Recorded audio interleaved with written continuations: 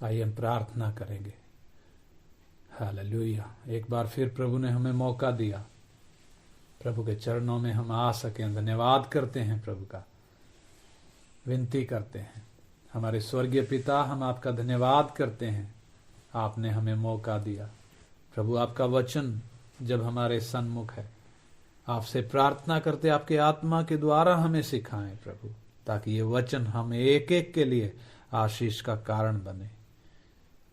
आपके हाथ में प्रभु इस छोटी सभा को सौंपते हैं, यीशु मसीह के नाम में मांगते हैं, आमीन आमीन। आइए हम परमेश्वर के वचन से सीखेंगे। जो विषय हम सीख रहे हैं पहले से, प्रभु यीशु मसीह जब क्रूस पर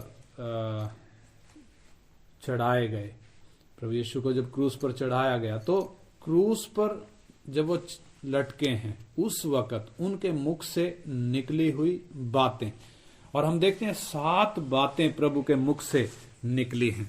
और उन 7 बातों में सबसे पहली बात हमने देखा था वो जिम्मेदारी का वचन जो प्रभु के मुख से निकला है।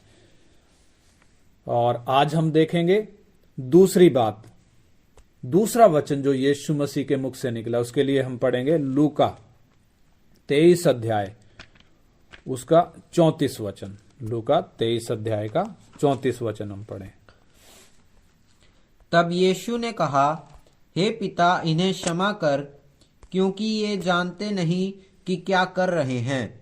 और उन्होंने चिट्ठियां डालकर क्या कह रहे हैं? प्रभु यीशु के मुख से क्या निकला? हे पिता, इन्हें क्षमा कर, क्योंकि जानते नहीं ये क्या करते हैं।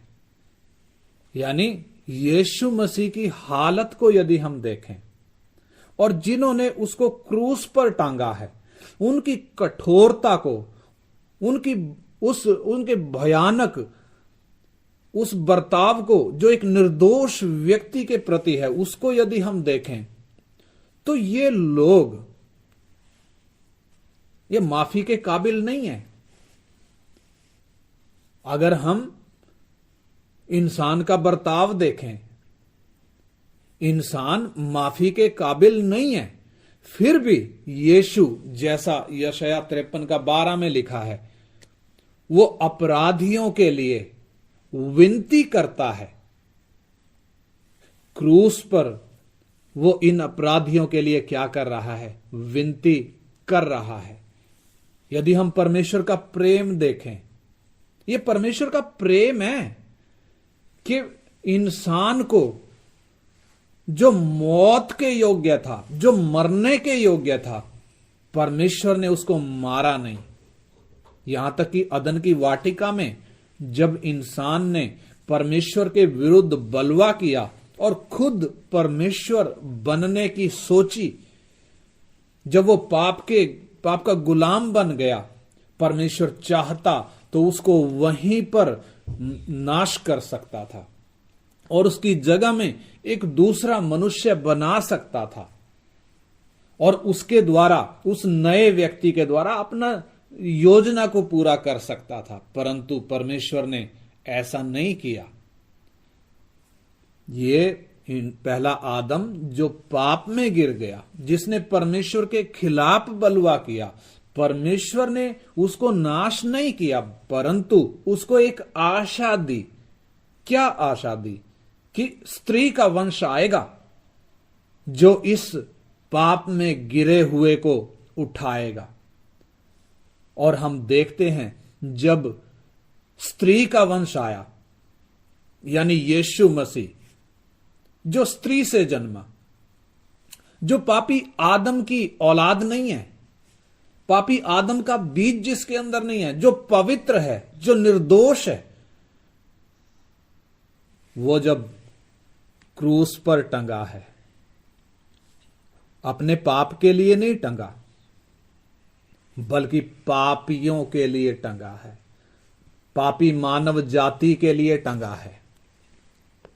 और हम देखते हैं परमेश्वर इंसान को मारना नहीं चाहता। यीशु जब प्रार्थना कर रहे हैं, हे पिता, इन्हें क्षमा कर, ये नहीं जानते हैं ये क्या कर रहे हैं। यानी परमेश्वर का स्वभाव जरा आप देखें। परमेश्वर पापी को मारने से प्रसन्न नहीं है, बल्कि परमेश्वर चाहता क्या है? पापी पाप से मन फिराए। परमेश्वर पापी से प्रेम करता है, इसलिए उसको मारना नहीं चाहता। हम देखें यहेजकेल 18 अध्याय उसका 23 वचन हम पढ़ें। यहेजकेल नबी की पुस्तक उसका 18 अध्याय उसका 23 वचन हम पढ़ें। 18 का 23। प्रभु यहोवा की यह वाणी है, क्या मैं दुष्ट के मरने से कुछ भी प्रसन्न होता हूँ? क्या मैं इससे प्रसन्न नहीं होता कि वह अपने मार्ग से फिरकर जीवित रहे? हाँ, देखिए परमेश्वर का वचन इधर बिल्कुल स्पष्ट कहता है। परमेश्वर की क्या इच्छा है? परमेश्वर यहोवा की यह वाणी है। क्या मैं दुष्ट के मरने से कुछ भी प्रसन्न होता हूँ? हाँ, परमेश्वर दुष्ट के मरने से कतई प्रसन्न नहीं होता। दुष्ट व्यक्ति अपनी दुष्टता में मर जाए, परमेश्वर उस बात से प्रसन्न नहीं होता। परंतु क्या मैं इससे प्रसन्न नहीं होता कि वह अपने मार्ग से फिरकर जीवित रहे? हाँ, परमेश्वर की इच्छा क्या है? परमेश्वर का मन क्या है? परमेश्वर की वो मनसा क्या है? कि पापी अपने पाप से फिरे, दुष्ट अपने पाप से फिरे और जीवित रहे। इसी कारण यीशु ये विनती कर रहे हैं, हे पिता इन्हें क्षमा कर, ये नहीं जानते कि ये क्या करते हैं। और हम देखते हैं ये परमेश्वर का प्रेम ही है जो इस मरने लायक मनुष्य को माफ करने के लिए तैयार है, क्योंकि मनुष्य माफी नहीं मांग रहा, परंतु स्वर्ग फिर भी इंसान को माफ करने के लिए तैयार है।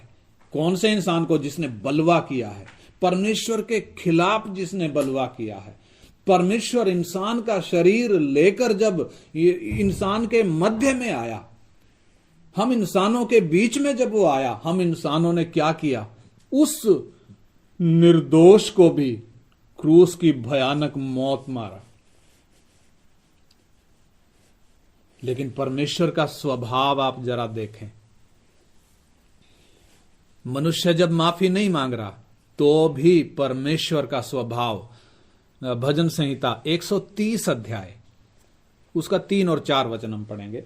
भजन संहिता 130 अध्याय 3 और 4 वचन। हे या यदि तू अधर्म के कामों का लेखा ले, तो हे प्रभु कौन खड़ा रह सकेगा? परंतु तू क्षमा करने वाला है, जिससे तेरा भय माना जाए। हाँ, देखिए इधर परमेश्वर के स्वभाव के बारे में बताया गया है। हे याह, यदि तू अधर्म के कामों का लेखा ले तो कौन, हे प्रभु कौन खड़ा रह सकता है? अगर परमेश्वर हमारे कुकर्मों का लेखा लेने लग जाए तो कोई उसके सामने खड़ा नहीं रह सकता, परंतु परमेश्वर क्षमा करने वाला है। इधर लिखा परंतु तू क्षमा करने वाला है, यानी परमेश्वर का वो स्वभाव हमें किधर दिख रहा है? क्रूस पर यीशु क्या कह रहा है? हे पिता इन्हें क्षमा कर, क्योंकि ये नहीं जानते ये क्या करते हैं। इसलिए परमेश्वर का वो स्वभाव यीशु के द्वारा प्रकट होकर हमें मिल रहा है। प्रेरितों के काम 5 अध्याय उसका 30 और 31 वचन भी हम पढ़ें। प्रेरितों के काम 5 अध्याय 30 और 31 वचन।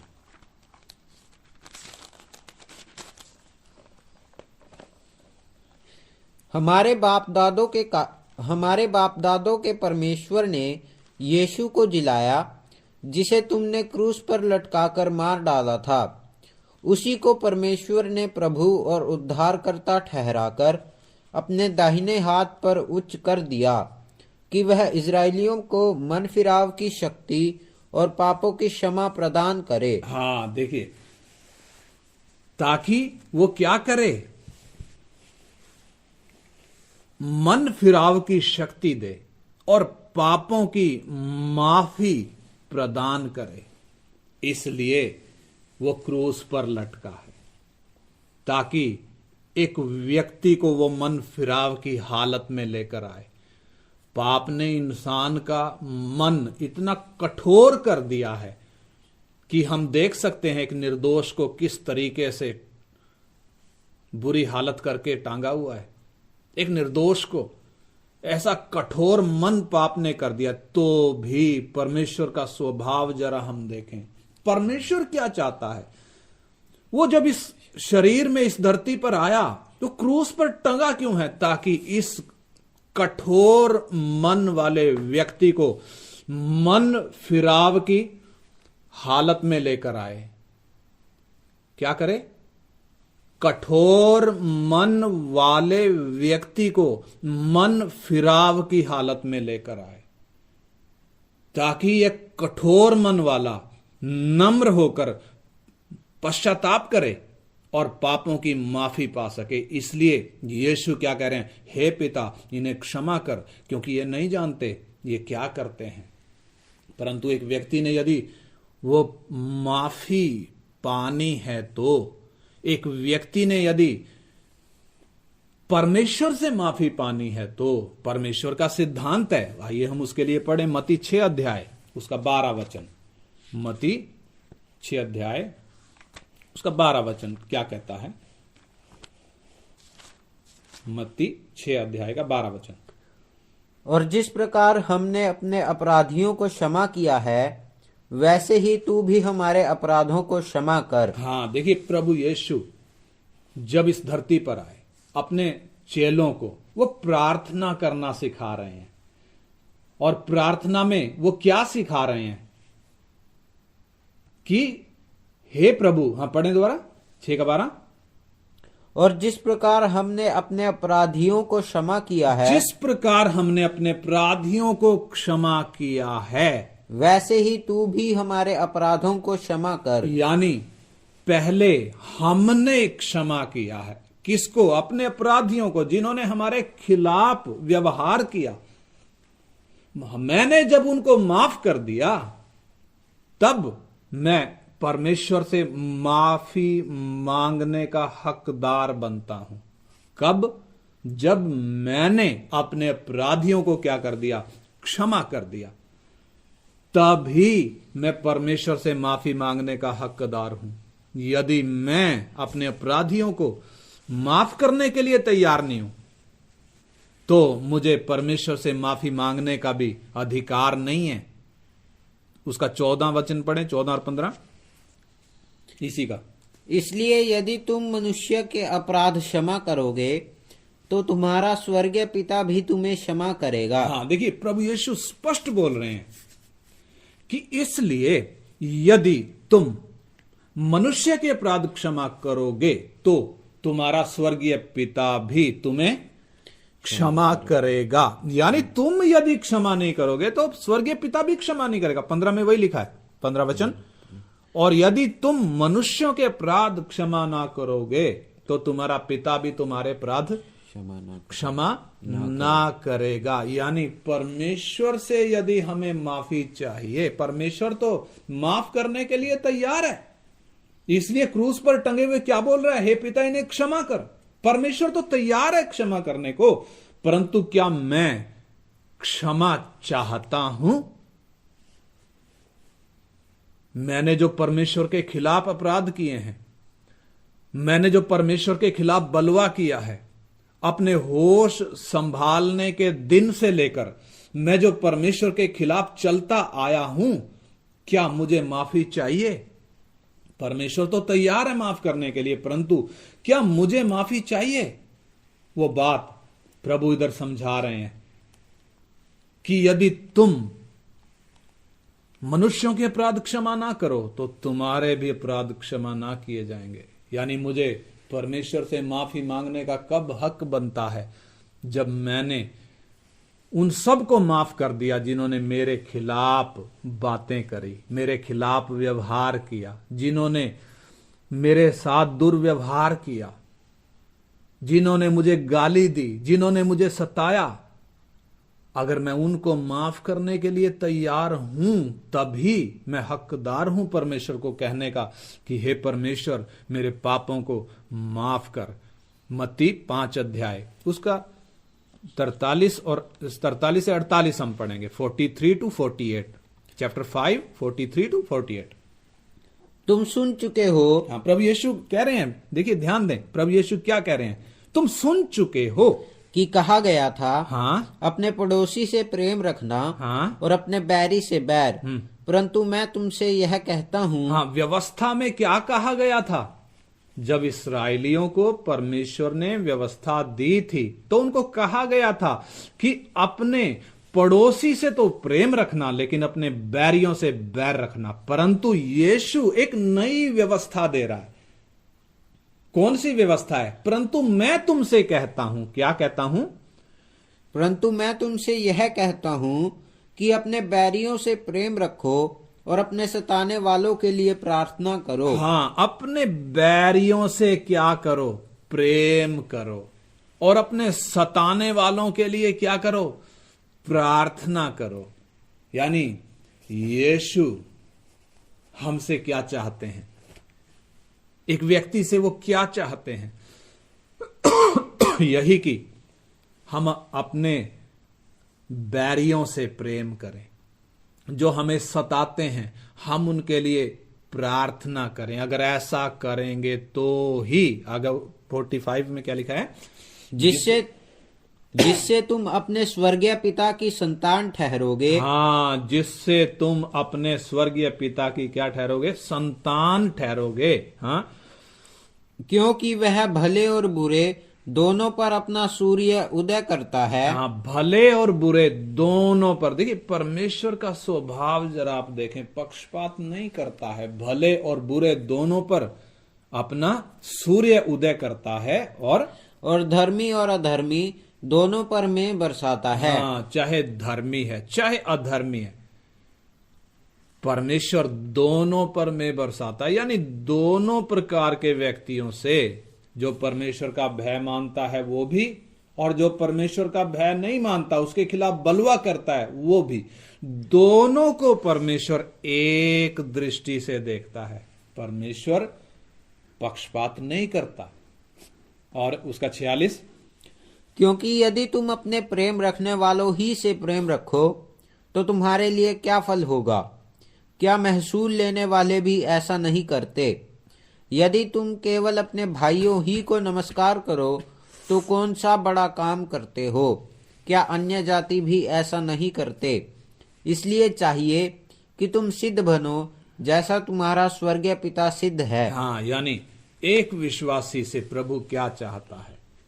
एक विश्वासी से परमेश्वर चाहता है कि हमारा स्वभाव कैसा हो, हमारा व्यवहार कैसा हो। हम अपने दुश्मनों से प्रेम करें, हम अपने बैरियों के से प्रेम करें, हम अपने सताने वालों के लिए प्रार्थना करें। परमेश्वर एक विश्वास करने वाले से ऐसी अपेक्षा करता है। और जब हमारा ऐसा स्वभाव आता है, जब हम दूसरों को माफ करने के लिए तैयार होते हैं, जब हम अपने सताने वालों के लिए प्रार्थना करने का मन रखते हैं, तभी है परमेश्वर हमारे जीवन में कार्य करेगा। तभी है परमेश्वर हमारे पापों को भी क्षमा करेगा। मत्ती 18 अध्याय उसका 23 से हम पढ़ेंगे, 18 का 23 से। उधर एक घटना, एक मतलब एक प्रभु एक दृष्टांत के द्वारा बात कर रहा है। हाँ? इसलिए स्वर्ग का राज्य उस राजा के समान है जिसने अपने दासों से लेखा लेना चाहा। जब वह लेखा लेने लगा तो एक जन उसके सामने लाया गया जो 10,000 तोड़े का कर्जदार था। जबकि चुकाने को उसके पास कुछ न था, तो उसके स्वामी ने कहा, यह और इसकी पत्नी और बाल बच्चे और जो कुछ इसका है सब बेचा जाए और कर्ज चुका दिया जाए। हाँ, ये थोड़ी लंबी घटना है, दृष्टांत है जो प्रभु बता रहे हैं। मैं इसको शॉर्ट में समझाता हूं। प्रभु यीशु ये जो दृष्टांत बता रहे हैं, इसमें है क्या? एक साहूकार है। परमेश्वर स्वर्ग के राज्य का वो सिद्धांत समझा रहे हैं। एक साहूकार ने अपने दासों से वो लेखा लेना चाहा, और जिसके पास जो कर्ज था, जो जितने का भी कर्जदार था, उसने आकर अपना अपना लेखा दिया। और जब एक व्यक्ति जो 10,000 का कर्जदार था, जब उसके पास देने के लिए कुछ भी नहीं था, जब उसने विनती करी, जब उसने प्रार्थना करी, जब उसने मिन्नत करी, जब वो उस अपने स्वामी के सामने गिड़गिड़ाया, तो उसके स्वामी ने क्या किया? उसको माफ कर दिया, उसका सारा कर्जा माफ कर दिया। नहीं तो स्वामी का सिद्धांत क्या कहता है? ये दास और इसके बाल बच्चे, इसकी पत्नी को बेचा जाए और कर्जा सारा चुकाया जाए। सिद्धांत वो कहता है। परंतु जब ये गिड़गिड़ाया, जब इसने मिन्नत करी, प्रार्थना करी, तो उस स्वामी ने उसको क्या कर दिया? क्षमा कर दिया। परंतु यही क्षमा पाया हुआ दास जब बाहर निकला और इसको एक ऐसा व्यक्ति मिला जो इसका कर्जदार था, थोड़ा कुछ उसने इसका देना था, उसने जो कर्जा माफ जिसका हो गया था, उस कर्जदार का गला पकड़कर उसको वहीं रोक लिया। कहता है अभी की अभी तू सारा कर्जा चुका दे। उसने बड़ी मिन्नत करी, जैसे इसने खुद करी थी वैसे ही उसने भी मिन्नत करी, गिड़गिड़ाया कि मुझे थोड़ा टाइम दे, मैं कर्जा चुका दूंगा। परंतु ये नहीं माना, इतना कठोर ये नहीं माना। और जब साथ के दासों ने देखा इसका ये बर्ताव, उन्होंने स्वामी को जाकर जब कहा, ये व्यक्ति इसको पकड़ कर लाया गया, जिसका कर्जा माफ कर दिया गया था, वापिस उसको क्या बोला गया? इसको पकड़कर किनके हाथ में दे दो? किनके हाथ में दे दो इनको? हैं? इनको दंड देने वालों के हाथ में करके तब तक इसको जेल में बंद रखो जब तक ये क्या ना कर दे? पाई पाई चुका ना दे। यानी इधर इससे हमें क्या पता चलता है? स्वर्ग के राज्य का सिद्धांत जब प्रभु यीशु सिखा रहे हैं, अगर एक व्यक्ति जिसके पाप माफ हो गए, अगर वह दूसरों को उसी दृष्टि से नहीं देखता है, तो परमेश्वर कभी भी ऐसे व्यक्ति को क्षमा नहीं करेगा। जब परमेश्वर ने मेरा कर्जा माफ कर दिया, तो मुझे भी चाहिए कि मैं भी अपने कर्जदारों को माफ करूं। क्या ऐसा संभव है?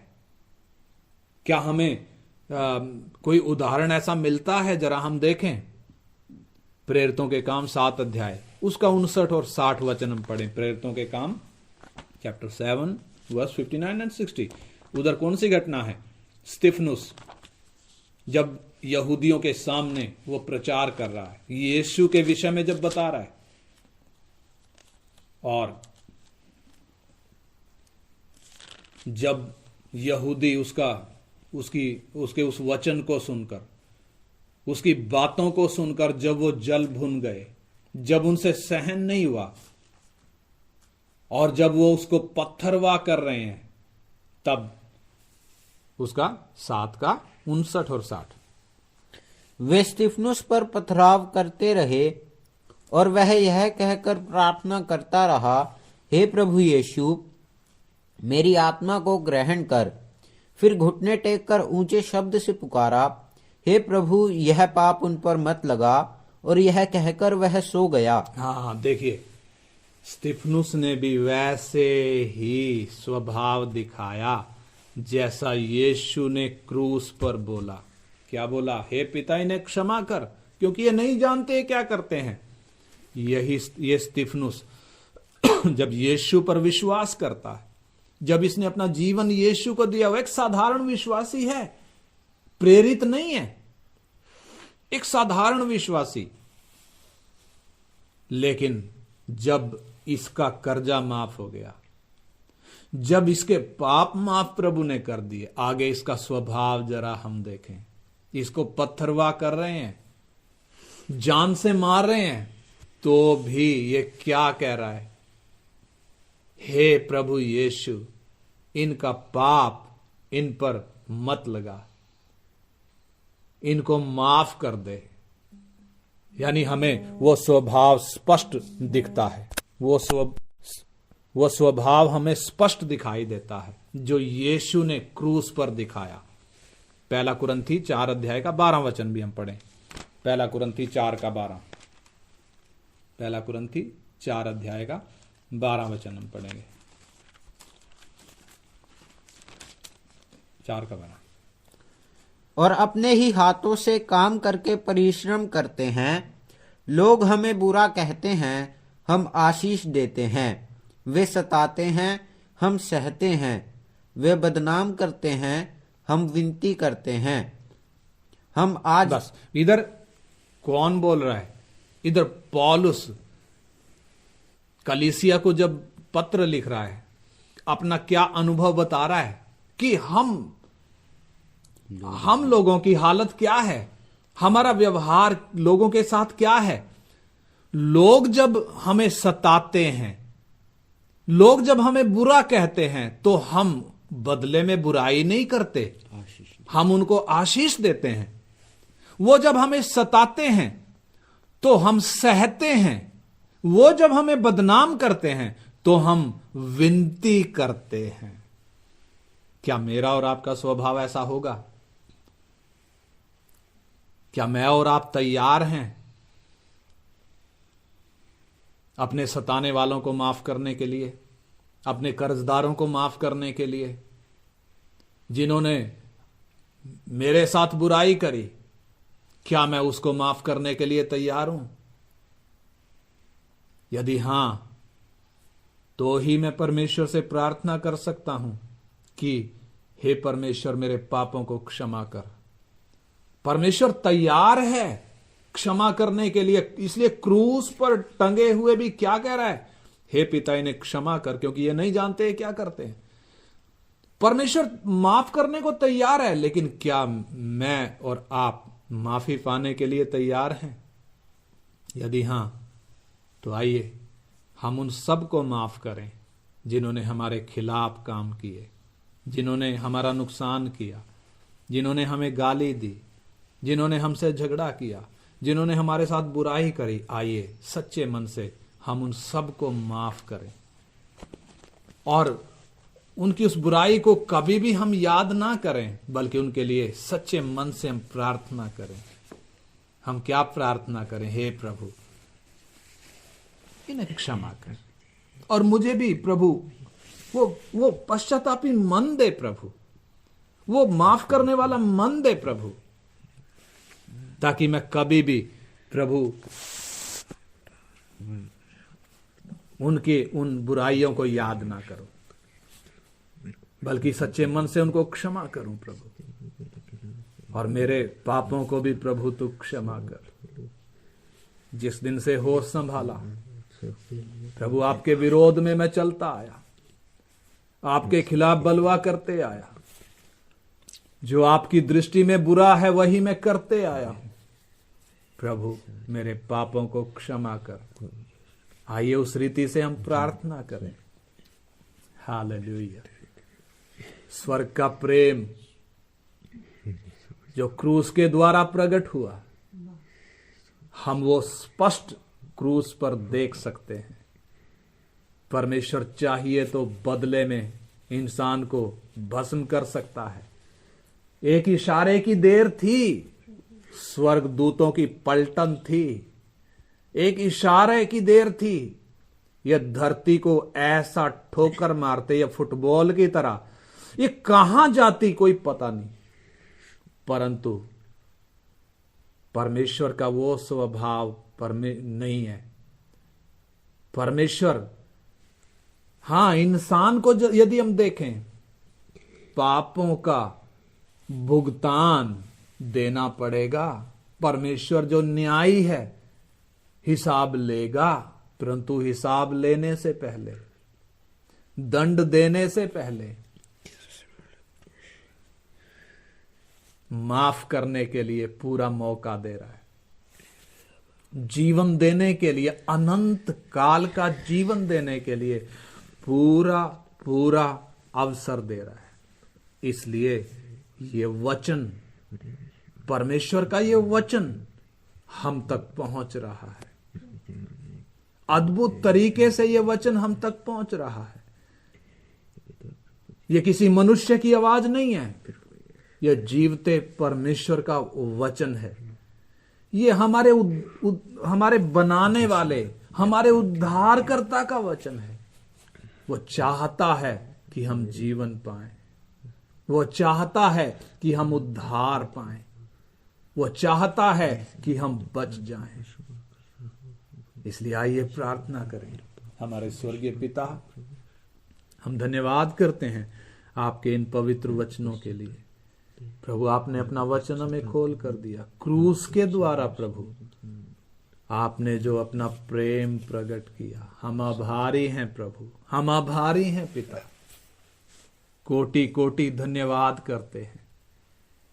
हे परमेश्वर, हमें भी प्रभु, हम एक एक को जो सुन रहे हैं प्रभु, एक एक को वो मन दे प्रभु, वो मन दे, वो पश्चातापी मन, वो दूसरों से प्रेम करने वाला मन, ताकि अपने दुश्मनों से भी प्रेम कर सके, अपने सताने वालों के लिए प्रार्थना कर सके, उनके गुनाहों को माफ कर सके, ताकि खुद भी अपने गुनाहों की माफी पा सके।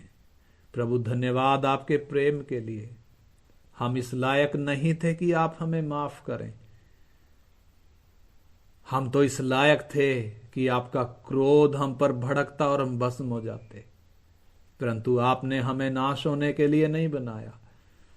आप चाहते हैं कि हम पाप से मन फिराएं और बच जाएं, जीवन पाएं। इसी के लिए प्रभु आप इस धरती पर आए, और इसी के लिए प्रभु आपने क्रूस पर अपना प्राण दिया। हम धन्यवादित हैं प्रभु। ये वचन एक एक के जीवन में कार्य करे, हर एक सुनने वाला प्रभु आशीष पाए। आपके हाथ में सौंपते हैं पिता, यीशु मसीह के पवित्र नाम में मांगते हैं, आमीन। आमीन।